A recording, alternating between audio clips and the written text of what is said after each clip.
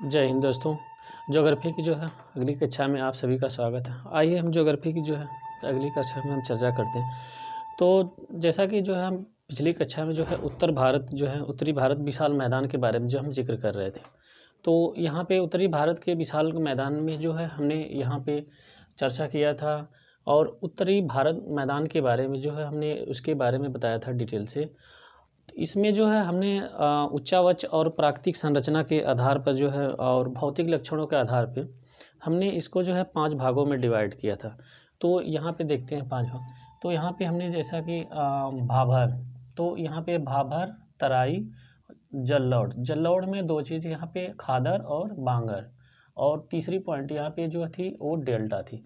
तो कुल मिलाकर के ये 5 भागों में हम लोग जो है इसको जो है उत्तर भारत के मैदान में जो है डिवाइड किए थे।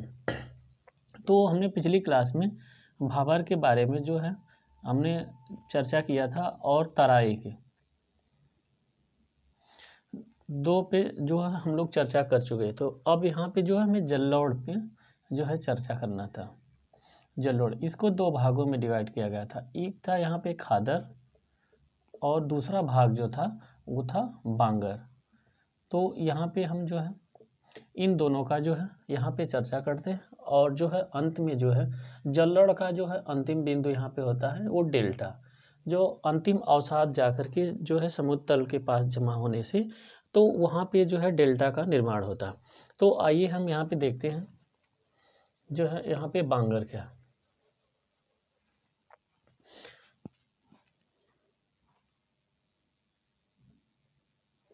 बांगर पे देखते हैं यह जो है उत्तर भारत के मैदान का जो है सबसे उच्चतम बिंदु होता है। क्या है बांगर? जो है उत्तर भारत के मैदान का सबसे उच्चतम बिंदु होता है। तो हम इस पे जिक्र करते हैं कि यह भारत का हरित क्रांति जो है क्षेत्र माना जाता है। हरित क्रांति क्षेत्र माना जाता है। यहाँ पे अगली पॉइंट हम यहाँ पे देखते हैं बांगर में है क्या, यह जो है पुरानी जलोढ़ मिट्टियों से जो है निर्मित होता है। किससे?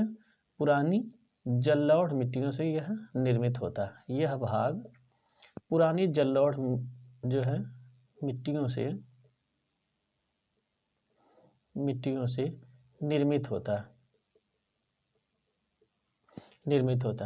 यहाँ पे और हम देखते हैं इसका क्या है, इसका विस्तार जो है, विस्तार का अगर हम जिक्र करें तो विस्तार इसका जो है पंजाब और जो है यूपी में, पश्चिमी यूपी में है कि मैदानी भागों में ये है। पंजाब और यूपी के जो है पश्चिमी मैदानी भागों में है। तो ये लगभग 2 राज्यों में इसका जो है विस्तार है। यहाँ पे अगली यहाँ पे देखते हैं, यह खेती की दृष्टि से यहाँ पे देखते हैं, यह खेती की दृष्टि से उपजाऊ नहीं है। खेती की दृष्टि से यह भाग जो है कम उपयोगी है। खेती की दृष्टि से कम उपयोगी है। यहाँ की जो मिट्टी होती है वो कंकड़ीली होती है। यहाँ की जो मिट्टी होती है वह कंकड़ीली होती है। और इस क्षेत्र में जो है शुष्क क्षेत्र को जो हम यहाँ पे जो है लवड़ी और छारी इन दोनों भागों को, जहाँ पे शुष्क क्षेत्र होता है या मैदान होता है वहाँ की मिट्टियाँ लवड़ी या छारी होती हैं। तो इन सबको जो है रेह कहते हैं। क्या कहते हैं? यहाँ की मिट्टियों को रेह कहते हैं। रेह या कल्लर कहते हैं। रेह या कल्लर के नाम से हम जानते हैं। किसको? जो है जो शुष्क क्षेत्र है उनको जो है लवड़ी या छारी मिट्टियाँ जो यहाँ पे होती हैं तो इनको हम रेह या कल्लर के नाम से जानते हैं। और जो है इसमें पॉइंट इम्पॉर्टेंट क्या बन सकती है, भूमिगत जलस्तर। यहाँ पे जो है भूमिगत जलस्तर जो है, जलस्तर का जिक्र करें तो यह ज़्यादा गहराई में होता है। क्या है? जो है धरातल से काफ़ी ज़्यादा नीचे होता है, गहराई में होता है। क्या है? यहाँ पे गहराइयों में पाया जाता है। भूमिगत जलस्तर जो है काफ़ी ज़्यादा गहराइयों में पाया जाता है। और यहाँ पे जो कंकड़ीली मिट्टियाँ हैं और कंकड़ीली मिट्टियों का निर्माण कैसे होता है? जो ऊपर जो पृथ्वी के धरातल पर जो है बांगर वाले क्षेत्र में पृथ्वी के धरातल पर जो मुलायम मिट्टियाँ होती हैं उनका जो है अपर्दन हो जाता है। अपर्दन होने के पश्चात कंकड़ीली मिट्टियाँ बच जाती हैं। इन्हें हम भूण कहते हैं। बची हुई मिट्टियों को भूण कहते हैं। क्या कहते हैं? बची हुई मिट्टियों को जो है भूण कहा जाता है। और जो मुलायम मिट्टियाँ होती हैं उनका अपक्षय होता है। मेन रूप से क्या होता है? अपक्षय होता है, अपर्दन होता है। तो यहाँ पे सबसे ज़्यादा जो है बांगर वाले में जो है अपक्षय होता है। मुलायम मिट्टियों का अपक्षय हो जाने के बाद कंकड़ीली मिट्टियाँ जो है वहाँ पर बच जाती हैं, तो जिन्हें हम भूण कहते हैं। क्या भैया? यहाँ पे भूण नाम जाना है। और शुष्क क्षेत्र में जो लवड़ी और क्षारीय होती हैं, यहाँ की मिट्टियों को रेह या कल्लर के नाम से जानते हैं। यहाँ पे भूमिगत जलस्तर क्या है?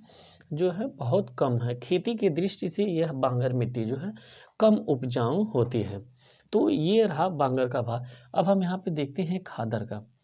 खादर जो है यह जो है नवीनीकृत मृदा है, अर्थात निर्माणाधीन जो है अवस्था में है। यह क्या है?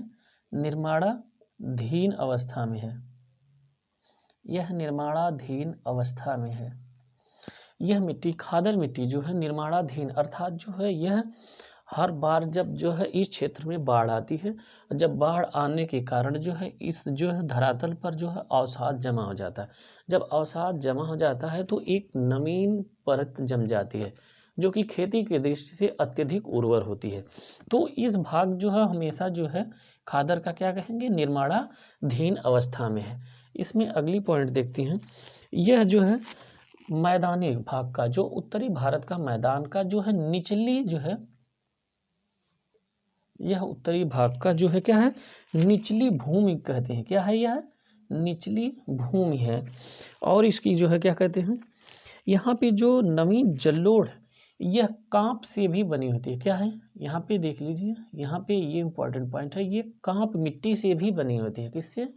कांप मिट्टी से भी यह निर्मित होती है। कौन सी? खादर मिट्टी कांप मिट्टी से बनी होती है। और यह क्या है? निचली भूमि है। क्या है? यह जो है निचली भूमि कहते हैं। उत्तरी भारत मैदान का यह है निचली भूमि। इसमें और भी इम्पोर्टेंट क्या पॉइंट बन सकता है? हम इसके विस्तार को लेकर के अगर जिक्र करें तो विस्तार जो है पूर्वी यूपी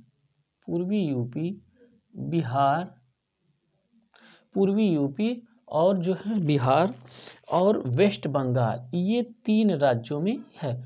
तो पूर्वी यूपी का हम अभी जिक्र करें तो पूर्वी यूपी का जो ये पूर्वांचल है, गाजीपुर, आजमगढ़, गोरखपुर, बलिया, मऊ, तो ये सारे जो है इलाके इसके अंतर्गत आते हैं।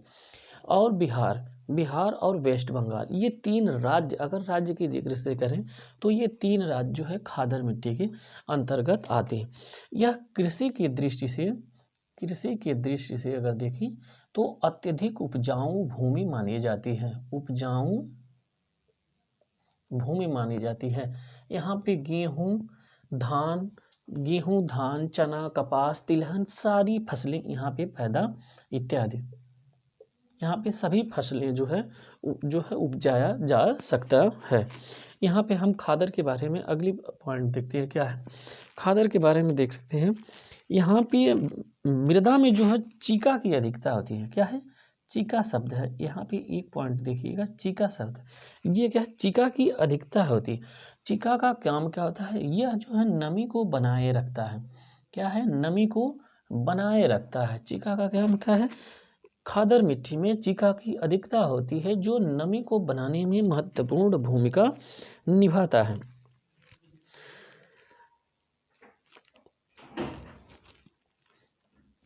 यहाँ पे जो है नदियों के निचले क्षेत्र में बाढ़ के जो है अत्यधिक आने के कारण जो है यह मिट्टी जो हर बार जो है नवीनीकृत होती रहती है। यहाँ पे सबसे ज़्यादा यहाँ पे क्या इम्पोर्टेंट है? बाढ़। तो यह जो है मिट्टी जो है नदियों के निचले जो है मैदानी भागों में पाई जाती है। तो जिस कारण से जो है यहाँ पे बाढ़ आती है और बाढ़ के साथ जो है अवसाद आते हैं और अवसाद के जो है धरातल पर एक परत जमती है जो कि जो है यहाँ पे निर्माणाधीन मिट्टी की अवस्था में है। तो हम इसे खादर कहते हैं। और ये क्या? कृषि की दृष्टि से अत्यधिक जो है उपजाऊ मिट्टी मानी जाती है। तो हम यहाँ पे ये था, हम अगली पॉइंट देखते हैं। ये हो गया खादर। अब हम यहाँ पे अंतिम जो अवसाद का जो जमाव होता है हम उसे डेल्टा कहते हैं। क्या है यहाँ पे? अंतिम जमाव की जो स्थिति है हम उसे डेल्टा कहते हैं। तो यहाँ पे डेल्टा देखते हैं क्या है, यह खादर का ही, यह क्या है? खादर का ही बढ़ा हुआ रूप है। क्या है? खादर का ही बढ़ा हुआ रूप है। खादर का बढ़ा ही रूप है। ये हो गया डेल्टा। और क्या है? डेल्टा का जो हम यहाँ पे विस्तार, निचली गंगा घाटी, अगर हम इसका विस्तार देखें तो इसका विस्तार जो है सिर्फ निचली गंगा घाटियों में होता है। निचली गंगा घाटी में, निचली गंगा घाटी, अर्थात निचली गंगा घाटी किस राज्य में है? भारत के वेस्ट बंगाल, पश्चिम बंगाल में है। तो इसका विस्तार जो है डेल्टा का कहाँ पे है? पश्चिम बंगाल में है। इसमें पुराना, यहाँ पे अगर हम ये देखें तो इसमें पुराना और नया व नया पंख दोनों रहता है। पुराना और नया पंख दोनों रहता है। और यह भाग दलदली है। यह भाग क्या है? दलदली अवस्था में है। यह भाग जो है दलदली अवस्था में है। पुराना और नया पंख दोनों होता है। निचली गंगा, वेस्ट बंगाल। खादर का बढ़ा ही रूप यह है। और यहाँ पे हम एक पॉइंट देखते हैं, यहाँ की जो उच्च भूमि होती है, यहाँ की उच्च भूमि को जो है चार कहते हैं। क्या कहते हैं? यहाँ की उच्च भूमि को जो है हम चार कहते हैं। तो ये रहे 3 पॉइंट जो कि पिछली कक्षा में हम जो है भाभर और तराई के बारे में जिक्र कर दिए थे। तो यहाँ पे हम जो है तीसरी पॉइंट बांगर और चौथी पॉइंट जो है हम यहाँ पे जो है खादर के बारे में, और 5वीं पॉइंट जो है हम यहाँ पे जो है डेल्टा के बारे में जिक्र किए। तो यह जो है यहाँ पे हमने जो जिक्र कर रहे थे वो जो है उच्चावच और भौतिक लक्षणों के आधार पे जो है उत्तर भारत के का जो है मैदानी का निर्माण यहाँ पे हम देख रहे थे। किसके आधार पे? उच्चावच और जो है भौतिक आधार पे। किसके आधार पे? उच्चावच व भौतिक आधार पर। इन 2 पॉइंटों के आधार पे हम जो है ये 5 पॉइंटों के बारे में हम जो है यहाँ पे विस्तार से देखें। अब हम आइए अगली देखते हैं। उत्तर भारत के जो विशाल मैदान हैं उनमें जो हम प्रादेशिक आधार पर, अब हम यहाँ पे जिक्र करेंगे प्रादेशिक आधार पर उत्तर भारत के मैदान को। क्या है? आइए हम देखते हैं कि प्रादेशिक आधार पर, किसके आधार पर? प्रादेशिक आधार पर। प्रादेशिक आधार पर विस्तार हम देखेंगे। प्रादेशिक आधार पर जो विस्तार है वह 4 प्रदेशों में जो हम लोग डिवाइड करके इस पे चर्चा करते हैं। तो वो कौन कौन से प्रदेश हैं? पंजाब का मैदान, यहाँ पे हम पंजाब का मैदान जिक्र करेंगे। और हम यहाँ पे दूसरा जो देखते हैं वो राजस्थान का मैदान। तीसरा यहाँ पे देखेंगे जो वो गंगा का मैदान। चौथा यहाँ पे जो है वो है ब्रह्मपुत्र का मैदान। किसका? ब्रह्मपुत्र का मैदान। इन 4 जो है प्रादेशिक आधार पे जो है हम 4 भागों में डिवाइड करके अध्ययन करेंगे। पंजाब का मैदान, राजस्थान का मैदान, और जो है गंगा का मैदान, ब्रह्मपुत्र का मैदान। तो इन हम 4 भागों में इसको डिवाइड करके हम यहाँ पे इसका जिक्र करेंगे। तो आइए देखते हैं एक एक करके जो है हम इसको डिटेल से जो है देखते हैं। यहाँ पे पंजाब का मैदान जो है, पंजाब के मैदान का जो विस्तार है वो पश्चिम में जो है पाकिस्तान की सीमा तक, पूर्व में जो है अरावली तक, और जो है दक्षिण में जो है गुजरात तक जो है इसका विस्तार माना जाता है। तो आइए पहले जो हम यहाँ पे डिस्कस करते हैं कौन सा? पंजाब का मैदान। यहाँ पे पंजाब का मैदान के बारे में जिक्र करते हैं। इसका पहला जो है पंजाब का मैदान, इसके बारे में जिक्र करते हैं।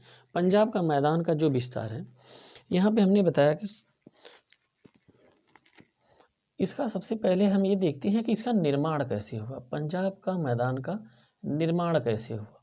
पंजाब का निर्माण जो है, इसके निर्माण जो है सिंधु, यहाँ पे जो है सिंधु तथा इसकी सहायक नदियाँ, क्या है, सहायक। अब यहाँ पे सहायक नदियाँ कौन कौन सी है, 5 सहायक नदियाँ हैं। कौन कौन सी, यहाँ पे 5 सहायक नदियाँ हैं। वो जो है झेलम, यहाँ पे हम देखते हैं झेलम, चिनाब, और यहाँ पे आती है रावी, ब्यास, 1 2 3 4, और एक है सतलज। इन 5 नदियों से जो है, और तथा सिंधु एवं उसकी 5 सहायक नदियों से जो है पंजाब के मैदान का निर्माण होता है। हम यहाँ पे ये जो है इसके निर्माण का जिक्र करें। अगर यदि हम इनके विस्तार का जिक्र करें, विस्तार, यहाँ पे हम विस्तार का अगर जिक्र करें तो ये भारत और पाकिस्तान दोनों में है। पंजाब का, भारत और पाकिस्तान का जब 47 में बंटवारा हुआ तब जो है पंजाब का आधा हिस्सा पाकिस्तान में और आधा हिस्सा भारत में, तो इसलिए इसका विस्तार जो है भारत और पाकिस्तान दोनों देशों में है। और हम यहाँ पे देखते हैं, यहाँ पे ये पाकिस्तान के हिस्सा सिंध नदी जो है पाकिस्तान में जो है ज़्यादा मात्रा में बहती है, तो इस कारण से जो है इसका विस्तार पंजाब हिमालय का, पंजाब का मैदान जो है सर्वाधिक विस्तार किस में है, पाकिस्तान में है। पंजाब के मैदान का सर्वाधिक विस्तार किस में है, सर्वाधिक विस्तार पाकिस्तान में है। हम यहाँ पे अगली पॉइंट देखते हैं। यहाँ पे इसके अंतर्गत जो है, इसके अंतर्गत दो आब आते हैं। क्या, 2 आब, कितने, 2 आब आते हैं। वो कौन कौन से 2 हैं, 2 आब। पहली बात, दोआब होता क्या, दोआब यहाँ पे जानिए, 2 नदियों के बीच की जो भूमि होती है वो बहुत उपजाऊ होती है। तो 2 नदियों के बीच की जो भूमि होती है, ये 2 नदियाँ हैं, तो इसके बीच की जो भूमि है इसको हम दोआब कहते हैं। तो आइए देखते हैं कि जो दोआब जो पंजाब के मैदान में है वो कौन कौन से हैं। तो यहाँ पे पहला एक है दोआब बारी, क्या है, बारी, और दूसरा जो दोआब है वो जो है बिस्त। इनके नामों में ही ये नदियाँ छिपी रहती हैं। तो यहाँ पे हम मिलाने का प्रयास कर रहे हैं कि वो दोआब जो हैं वो दोनों कौन से, एक है बारी। तो बारी, ब से क्या होता है, कौन, इन 5 नदियों में से हमें जो है सेलेक्ट करना है। तो ब से कौन सी नदी है, यहाँ पे ब्यास। तो बारी का दोआब में फुल फॉर्म हो जाएगा, क्या है, ब से ब्यास। और कौन सा, र है, यहाँ पे कौन सा है, रावी। तो ब्यास और रावी से मिलकर के बना। इसी प्रकार हम बिस्त का भी विस्तार करेंगे। तो यहाँ पे बिस्त का विस्तार करेंगे तो यहाँ पे ब से कौन सा है, ब्यास, ब से क्या हो जाएगा, ब्यास। और यहाँ पे बिस्त, स और त बच रहा है, आधा स और त, तो क्या हो जाएगा, सतलज। यहाँ पे प्लस सतलज। ये 2 यहाँ पे दोआब हैं, बारी और बिस्त, दोनों का फुल फॉर्म यहाँ पे हमने बता दिया, सतलज। याद करने का यही एक तरीका, इनका पहला अक्षर पहली नदी का नाम होता है, दूसरा अक्षर दूसरी नदी का नाम होता है। और भी 3 दोआब हैं, तो हम यहीं पे देख लेते हैं और भी जो 3 दोआब हैं उनके बारे में। ये हो गए। और यहाँ पे एक है अगला दोआब, रचना। अब हम रचना का फुल फॉर्म यहाँ से देखेंगे।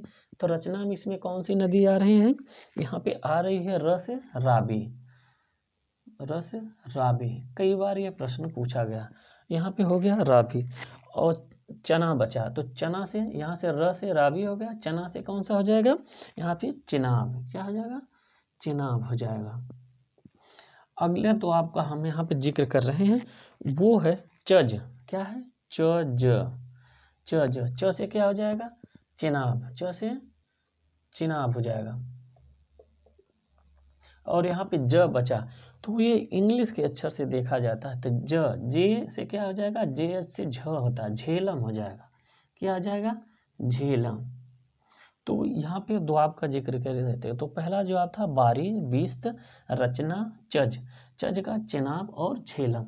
तो ये याद करने का तरीका है। एक और भी जो है दोआब है, हम उसके बारे में देखते हैं। सिंधु सागर दोआब होता है, क्या है, सिंधु सागर दोआब, सिंधु सागर दोआब।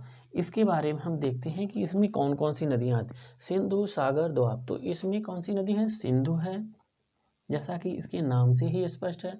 यहाँ पे प्लस जो है और भी हम देखते हैं, तो यहाँ पे एक है चिनाब, क्या है, चिनाब, और एक कौन सी है यहाँ पे जो है झेलम, झेलम। इन 3 नदियों से सिंधु सागर दोआब बनता है। चज में चिनाब और झेलम, रचना में रावी और चिनाब, और यहाँ पे बारी में ब्यास और रावी, बिस्त में ब्यास और सतलज। तो ये रहा पंजाब का मैदान। और भी इसमें पंजाब के मैदान में इम्पोर्टेंट क्या है, यहाँ पे देखते हैं। यहाँ पे जो है पुरानी जलोढ़ भूमि, यहाँ पे जो पुरानी जलोढ़ भूमि है जिसे बांगर हम कहते हैं, पुरानी जलोढ़ या बांगर इसको जो है यहाँ पे जो है बैड लैंड बोलते हैं। क्या बोलते हैं, बैड लैंड बोलते हैं। यहाँ पे ये नाम आपको याद रखना। पुरानी जो है पंजाब के मैदान में जो पुरानी जलोढ़ है या बांगर है, उनको जो है यहाँ पे बैड लैंड बोलते हैं, अर्थात जो है अनउर्वर भूमि, जो कि उर्वर नहीं, अनउर्वर भूमि कहते हैं। यहाँ पे पंजाब हिमालय में अगली पॉइंट क्या है, पर्वतपदी मैदानों में नदियाँ अपर्दन से निर्मित भूमि जो है चास या चोस कहते हैं। यहाँ पे एक और भी जो है पॉइंट है, चास या कहीं कहीं किसी बुक में दिया है चौस। इसका निर्माण कैसे होता है, जो शिवालिक हिमालय है वहाँ से जो नदियाँ निकलती हैं तो पर्वतपदी हो गया, तो वहाँ पे जो मैदान का निर्माण होता है उसे चास या चोस कहते हैं। तो नदियों के अपर्दन द्वारा, ये हिमालय है शिवालिक, तो यहाँ से नदियाँ निकलती हैं, तो इनके जो अपर्दन द्वारा कटाव होता है, कटाव होने के बाद जो है यहाँ पे जा करके मैदान बनता है, उसको चास या चोस कहते हैं। तो ये रहे पंजाब के मैदान में जो है कुछ पॉइंट है। तो ये पंजाब का मैदान। हम अगला क्या देखेंगे, गंगा का मैदान। क्या है, क्रमानुसार देखेंगे। पंजाब के मैदान के बाद क्या है यहाँ पे दूसरा, गंगा का मैदान। तो आइए हम यहाँ पे गंगा के मैदान का जिक्र करते हैं।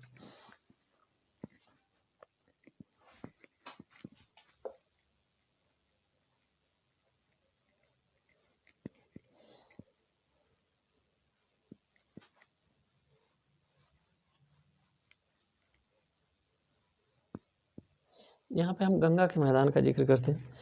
गंगा का मैदान जो है, गंगा का मैदान, गंगा का मैदान, सबसे पहले इसका हम विस्तार देख लेते हैं। इसका विस्तार जो है यूपी, बिहार और जो वेस्ट बंगाल, इन 3 राज्यों में इसका जो है विस्तार है। रचना जो है इसकी एक अग्रगर्त में हुई। रचना की हम इसका जिक्र करें, रचना कैसे है, जो है गंगा के मैदान की रचना जो हुई थी एक अग्रगर्त में हुई थी।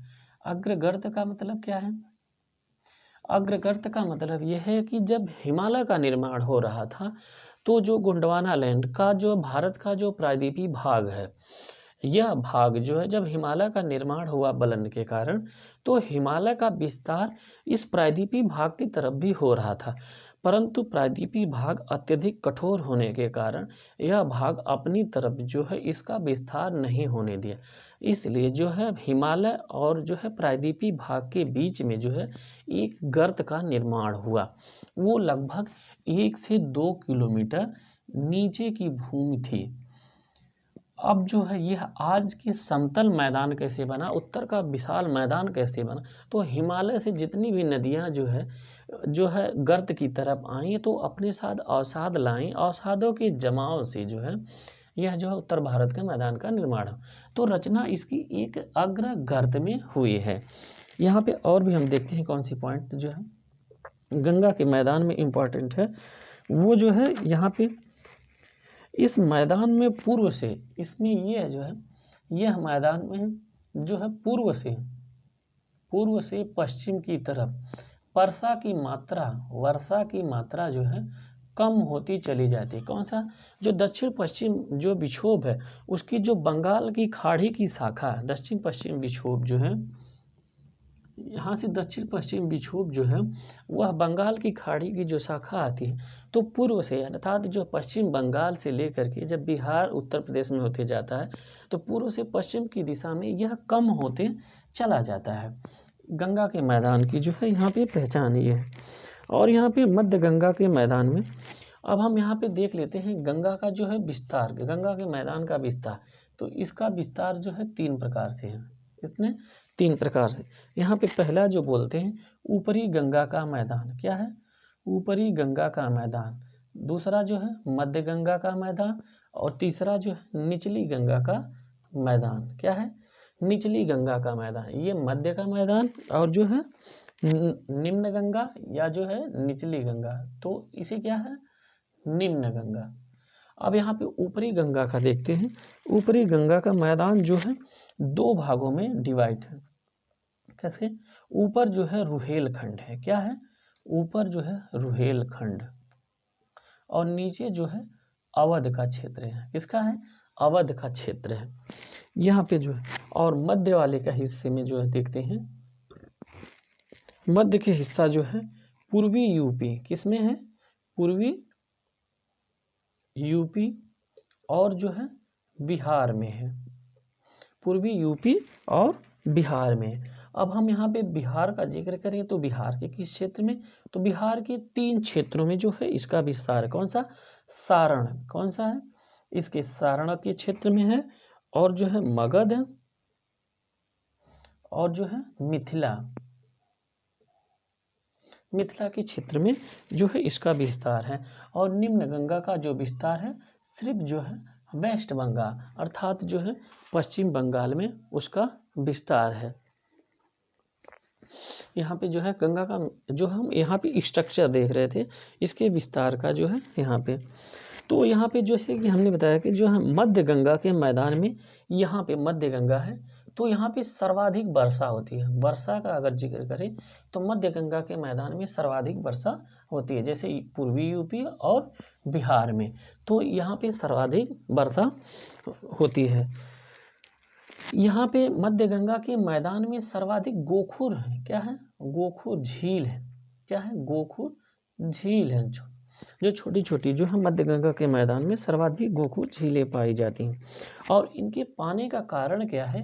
नदियों का विसर्ग। क्या है? मिलने का कारण ये है नदियों का विसर्ग, नदियों का विसर्ग के रूप में बहती हैं। इस कारण जो है यहाँ पे जो है गोखुर झील का निर्माण होता रहता है। अब यहाँ पे हम जो हमने बताया कि जो है गोखुर झील में और बहुत सारे जो है यहाँ मध्य गंगा के मैदान में गर्त भी पाए जाते हैं।